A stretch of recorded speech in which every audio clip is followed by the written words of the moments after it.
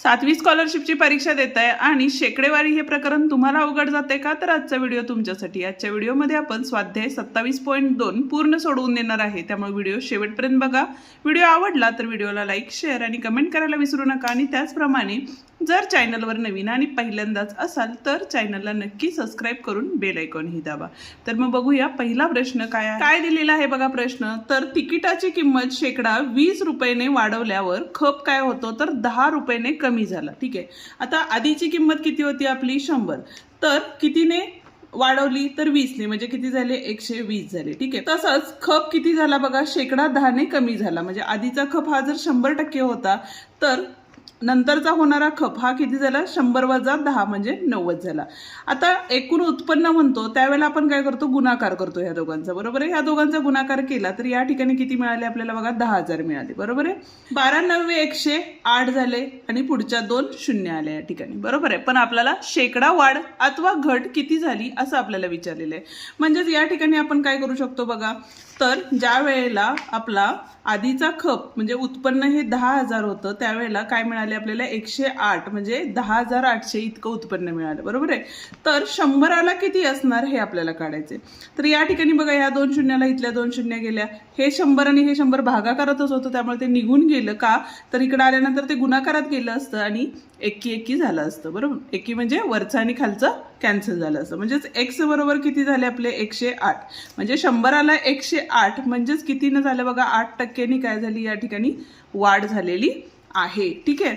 म्हणजेच या ठिकाणी पर्याय किती असणार आहे बघा. तर पर्याय क्रमांक 2 या ठिकाणी काय आहे? बरोबर आहे. जर तुम्हाला स्क्रीनशॉट हवा असेल तर काढून घेऊ शकता. जाऊया आता पुढच्या प्रश्नाकडे. दुसरा प्रश्न काय दिलेला आहे बघा या ठिकाणी. तर एका संख्येचा 20% हा दुसऱ्या संख्येचा 25% समान आहे. म्हणजे एक संख्या x घेतली तर त्याचा 20% हा दुसऱ्या संख्येची, म्हणजे दुसऱ्या संख्या जर y घेतली तर किती आहे? 25% आहे. ठीक आहे. या ठिकाणी बघा ह्या शून्याला इथली शून्य गेली. बे के बे, बे पंचे 10 झाले. 25 एके 25, 25 चोक 100 झाले. म्हणजेच x/5 बरोबर y/4 आले. तिरकस गुणाकार केला तर या ठिकाणी बघा 4x बरोबर 5y झाले. कारण 4 गुणाकारात गेले, हे 5 इकडे गुणाकारात गेले. म्हणजेच या ठिकाणी पर्याय क्रमांक 3 बरोबर आहे. ठीक आहे. जाऊया आता तिसऱ्या प्रश्नाकडे. पण अजूनही व्हिडिओला लाईक केलं नसेल तर व्हिडिओला लाईक करा आणि तुमच्या मित्रांनाही आपले व्हिडिओ शेअर करा जेणेकरून त्यांनाही आपल्या या व्हिडिओचा फायदा होईल. तिसरं गणित काय दिलेलं आहे बघा या ठिकाणी. एका गावात मराठी जाणणारे 82% लोक होते. हिंदी जाणणारे किती होते? 76% लोक होते. असून दोन्ही भाषा जाणणारे 2244 लोक आहेत. जर त्या गावात दोन्ही भाषा न जाणणारे 8% लोक असल्यास त्या गावची लोकसंख्या किती? आता समजा लोकसंख्या किती घेतली? x. या लोकसंख्येच्या 82% हे काय आहेत आपले? 82% हे मराठी जाणणारे लोक आहेत. बरोबर आहे. 76% हे काय आहेत? हिंदी जाणणारे लोक आहेत. त्याच्यानंतर बघा दोन्ही भाषा जाणणारे लोक किती आहेत? तर 2244 आहेत. पण दोन्ही भाषा आहेत असणार आहेत. बरोबर आहे. त्यामुळे आपण काय करणार आहे बघा, हे 2244 वजा करणार आहे. ठीक आहे. का? तर यामध्ये आणि यामध्ये ह्या दोन्ही भाषा जाणणारे लोक ते आपण काय करणार आहे? इथून वजा करणार आहे. आणि म्हणजे दोन्ही भाषा न येणारे लोक किती आहेत या ठिकाणी? तर 8% आहेत. म्हणजे 8/100 x असणार आहे. ठीक आहे. म्हणजे एकूण लोक आपल्याला या ठिकाणी काय होतील? मिळून जातील. आता बघा या ठिकाणी हा x तसाच ठेवला. बरोबर. इथं बघा 7 2 8, 8 आणि 8 16, हातच्याला 1 झाले. 9 आणि 7 किती होतात या ठिकाणी? तर 16 झाले. 166 भागिले 100 आणि हा x तसाच राहणार आहे. वजा 2244. हा 2244 इकडे घेतला तर धन होईल. म्हणजेच इथं बघा 2244 बरोबर हा x इकडे घेतल्यावर काय होईल? 166 भागिले 100 x वजा काय असणार आहे या ठिकाणी? नुसता x असणार आहे. बरोबर आहे. म्हणजेच बघा 2244 बरोबर 100 एके 100, 66 मधून 100 गेले. किती राहिले या ठिकाणी? 166 मधून 100 गेले. म्हणजे 66 भागिले 100 राहिले आणि इथं आला x. आता हा 100 गुणाकारात जाईल आणि हा 66 भागाकारात जाईल. म्हणजेच या ठिकाणी आपण काय लिहू शकतो बघा. तर x बरोबर काय असणार आहे? तर 2244 गुणिले 100 भागिले 66 आली. 11 भाग जातो. 11 दोन्ही 22, 0, 11 चोक 44, 11 सख्ख किती होतात? तर 66 होतं. ठीक आहे. 6 एके 6, 37 18, 2 राहिले, 6 चौक 24, म्हणजे या ठिकाणी 3400 लोक ही काय असणार आहेत, त्या गावातमध्ये असणार आहेत. म्हणजेच पर्याय क्रमांक 3 या ठिकाणी काय आहे, बरोबर आहे. जर तुम्हाला स्क्रीनशॉट काढून घ्यायचं असेल तर तुम्ही काढून घेऊ शकता किंवा व्हिडिओ पॉज करूनही लिहू शकता. जाऊया आता पुढच्या प्रश्नाकडे. पुढचा प्रश्न बघूया काय दिलेला आहे बघा या ठिकाणी. तर आदर्श माध्यमिक विद्यालयाची मंगळवारची विद्यार्थी उपस्थिती 92.5% होती आणि अनुपस्थित विद्यार्थ्यांची संख्या 45 असेल तर उपस्थित विद्यार्थ्यांची संख्या किती असं विचारलेलं आहे. ठीक आहे, आता या ठिकाणी बघा x ही जर संख्या घेतली आपण, ठीक आहे, त्यातले किती विद्यार्थी उपस्थित होते या ठिकाणी, तर 92.05 भागिले 100 गुणिले x असणार आहे. ठीक आहे, आणि अनुपस्थित विद्यार्थी किती होते तर 45.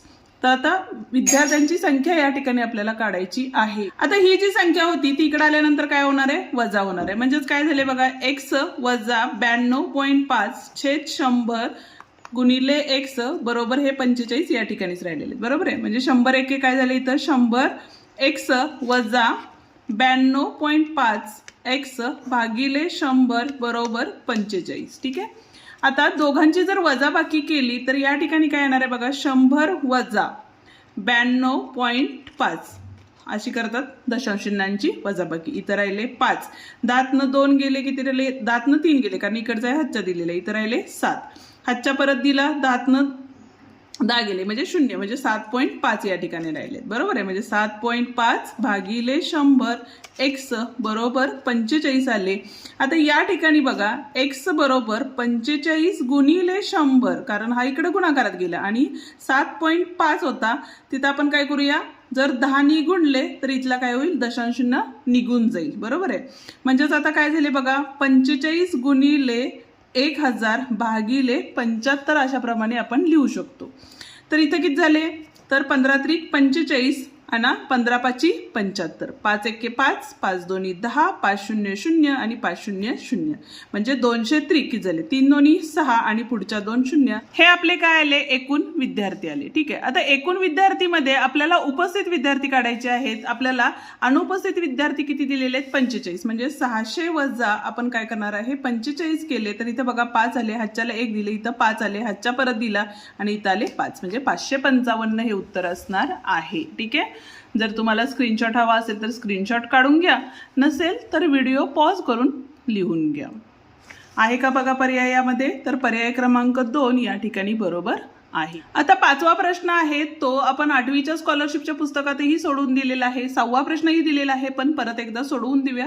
5व्याचं उत्तर काय येईल ते तुम्ही मला कमेंट करून सांगणार आहात. ठीक आहे, 6वा प्रश्न काय दिलेला आहे बघा, तांबे व जस्त यांच्या संमिश्राने 5 किलोग्रॅम वजनाचा धातूचा एक गोळा तयार केला.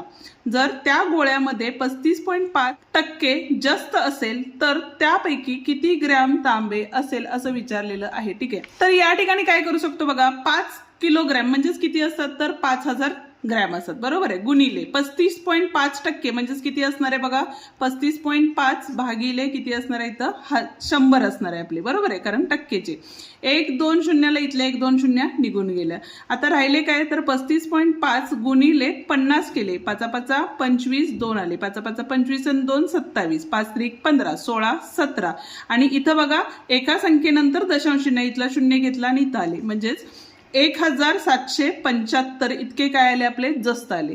तर आपल्याला विचारले काय तर किती ग्रॅम तांबे आहे असं विचारलेलं आहे. म्हणजे आपण काय करू शकतो, 5000 वजा 1775 केले, इथं झाले 5, हातच्याला 1 दिली, इथं झाले 2, इथं आले 2, हातच्या परत दिला, 5तनं 2 गेले 3 आले, म्हणजे 3225, म्हणजे पहिलाच पर्याय या ठिकाणी काय आहे बरोबर आहे. ठीक आहे, 7वा प्रश्न, अजयला बलबीरपेक्षा 25% गुण कमी मिळाले तर बलबीरला अजयपेक्षा किती टक्के गुण जास्त मिळाले असं आपल्याला विचारलेलं आहे. अशा वेळेला एक सूत्र आहे, काय करायचं बघा, 100 गुणिले 25 आणि भागाकारामध्ये 100 वजा 25 या ठिकाणी आपल्याला करायचे असतात, बरोबर आहे. तर इथं बघा किती आले, 25 एके 25 0 0 आणि भागाकारात किती आले इथं 75 आले, बरोबर आहे.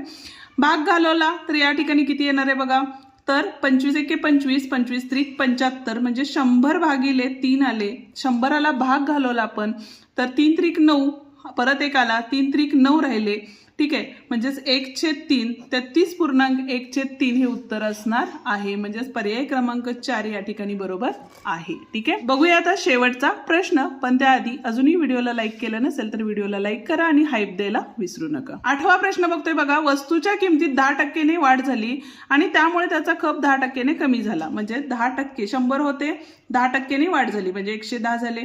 आणि खप कितीने कमी झाला बघा या ठिकाणी, तर 10% कमी झाला म्हणजे त्याले 90. बरोबर आहे. आता या ठिकाणी किती आले आपले, तर उत्पन्न करताना आपण या दोघांचा काय करतो, गुणाकार करतो. म्हणजे ते इथे किती झाले, 10,000 झाले. ओके, आणि इथे येताना 9 एके 9, 9 एके 9 आणि 1 2 शून्य आले. ठीक आहे, म्हणजेच या ठिकाणी बघा कितीचा फरक आलेला आहे, तर आपल्याला काय विचारलेलं आहे, शेकडा नफा किंवा तोटा किती झालेला आहे. म्हणजे जर 10,000ला किती आले, 99, 9,900 आले, तर 100ला किती असं असेल तर या 2 शून्याला इथल्या 2 शून्य गेल्या, ह्या 100ला इथला 100 गेला, म्हणजेच x बरोबर 99. म्हणजे 100तून 99 गेले तर काय झालेलं आहे, 1% तोटा झालेला आहे. ठीक आहे, त्यामुळं या ठिकाणी बघा पर्याय क्रमांक 1 बरोबर आहे.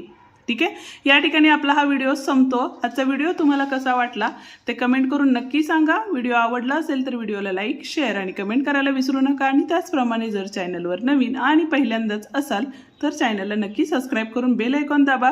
आणि त्याचप्रमाणे आपण डिस्क्रिप्शनमध्ये आपले बाकीचेही प्रकरणांचे व्हिडिओ अपलोड केलेले आहेत, ते तुम्ही बघू शकता. धन्यवाद.